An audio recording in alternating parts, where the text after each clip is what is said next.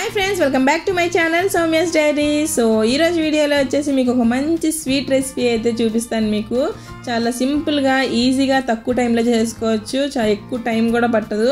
So ఎవరైనా sweet lovers ఉంటే మాత్రం తప్పకుండా ఈ రెసిపీని ట్రై చేయండి। సో చాలా ఈజీగా చేసుకోవచ్చు। సో దీన్ని ఎలా చేసుకోవాలి ఏంటో అనేది వీడియోలో అయితే చూసేద్దాం పదండి। నేనైతే ఒక 200 గ్రామ్స్ పచ్చి కోవా తీసుకుంటున్నాను।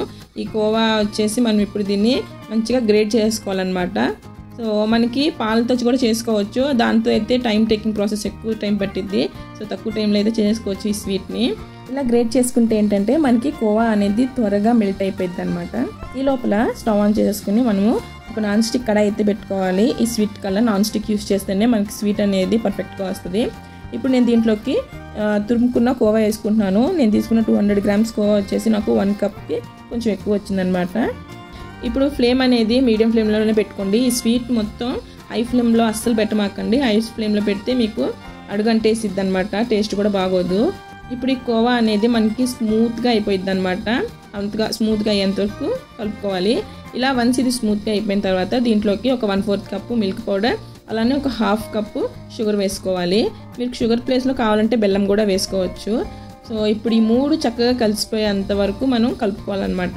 ఇలా ఇది కలిసినప్పుడు మనకి కొంచెం కోవా అనేది కొంచెం లూజ్గా అయిపోయింది, చూస్తున్నారు కదా ఇలాగా। ఇప్పుడు ఫ్లేమ్ అనేది మీడియం టు లో ఫ్లేమ్లోనే పెట్టుకుని కుక్ చేసుకోండి।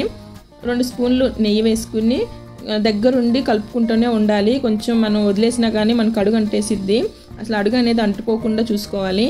సో ఇలా కంటిన్యూస్గా కలుపుకుంటూ ఉండాలన్నమాట। ఇప్పుడు దీంట్లోకి కొన్ని చాప్ చేసుకున్న డ్రై ఫ్రూట్స్ వేసుకోవాలి। సో ఈ స్వీట్ తినేటప్పుడు ఈ డ్రై ఫ్రూట్స్ తగులుతూ ఉంటే టేస్ట్ అనేది చాలా బాగుండిద్ది అనమాట। సో మీకు నచ్చిన డ్రై ఫ్రూట్స్ అనేవి వేసుకోండి। ఇలా వీటిని ఒకసారి కలుపుకున్నాక మనకి కోవా అనేది ప్యాన్ నుంచి సపరేట్ అయ్యేంత వరకు కలుపుకుంటూనే ఉండాలి। సో అప్పటి వరకు ఓపిక చేసుకోవాలన్నమాట దగ్గరుండి। సో ఇక్కడైతే మనకి ఇది ప్యాన్ నుంచి సపరేట్ అయిపోయి కోవా అయితే రెడీ అయిపోయింది। ఇప్పుడు మనం దీన్ని 2 పార్టీషన్స్గా చేసుకోవాలన్నమాట। సో ఇప్పుడు ఒక టిన్ కానీ ఒక ట్రే కానీ తీసుకుని దాంట్లోకి బటర్ పేపర్ లేకపోతే కొంచెం నెయ్యి అనేది స్ప్రెడ్ చేసుకుని ఈ కోవాని అయితే వేసుకోవాలన్నమాట। ఇక్కడ వీడియోలో చూపిస్తున్నట్లుగా ఈవెన్గా ఒక లేయర్ లాగా వచ్చేలాగా స్ప్రెడ్ చేసుకోవాలి। ఇలా స్ప్రెడ్ చేసుకున్న తర్వాత దీన్ని పక్కన పెట్టేసుకుని ఇప్పుడు మిగతా కోవా ఉంది కదా, ఈ కోవాలోకి ఒక 1.5 స్పూన్ కోకో పౌడర్ వేసుకోవాలి। ఇది చాక్లెట్ ఫ్లేవర్లో ఉంటుంది కాబట్టి మీకు చాక్లెట్ ఫ్లేవర్ ఇష్టం లేకపోతే మీకు నచ్చిన ఫ్లేవర్వి ఎసెన్స్ దొరుకుతాయి కదా, ఆ ఎసెన్స్ వేసుకుని దాంట్లో కొంచెం ఏదైనా మీకు నచ్చిన ఫుడ్ కలర్ వేసుకుని కలిపేసుకుంటే సరిపోయిద్ది। సో చూస్తున్నారు కదా ఇక్కడ మనకి చాక్లెట్ కోవా రెడీ అయిపోయింది కదా। ఇప్పుడు ఈ కోవాని కూడా మనం ముందుగా పెట్టుకున్న ట్రే ఉంది కదా, ఆ ట్రేలోకి వేసేసుకోవాలి। ఇప్పుడు దీన్ని కూడా ఈవెన్గా స్ప్రెడ్ చేసుకోవాలి।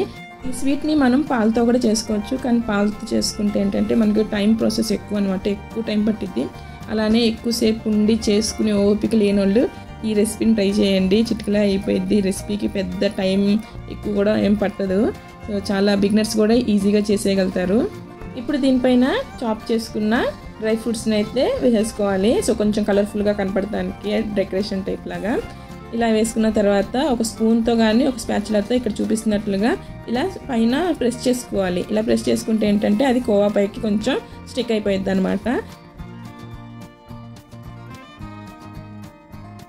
ఇప్పుడు మనం ఈ కోవాని ఒక 1/2 అవర్ పాటు పక్కన పెట్టేసుకుందాం। ఇది పూర్తిగా చల్లారిపోవాలి, మనకి సెట్ అయ్యిద్ది అనమాట 1/2 అవర్ లోపల।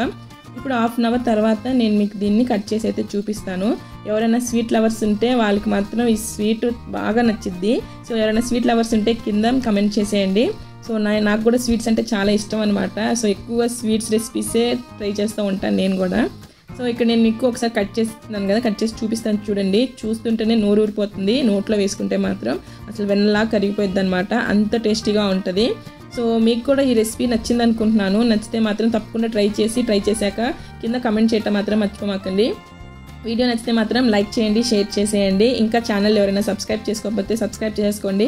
మన ఛానల్లో చాలా వరకు అన్ని హెల్దీ రెసిపీసే వస్తూ ఉంటాయి, పిల్లలకు కూడా హెల్దీ ఫుడ్ హెల్దీ రెసిపీస్ కూడా మన ఛానల్లో పోస్ట్ చేస్తూ ఉంటాను।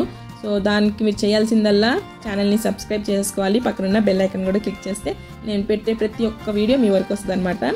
సో మళ్ళీ నెక్స్ట్ వీడియోలో అయితే కలుసుకుందాం, బాయ్।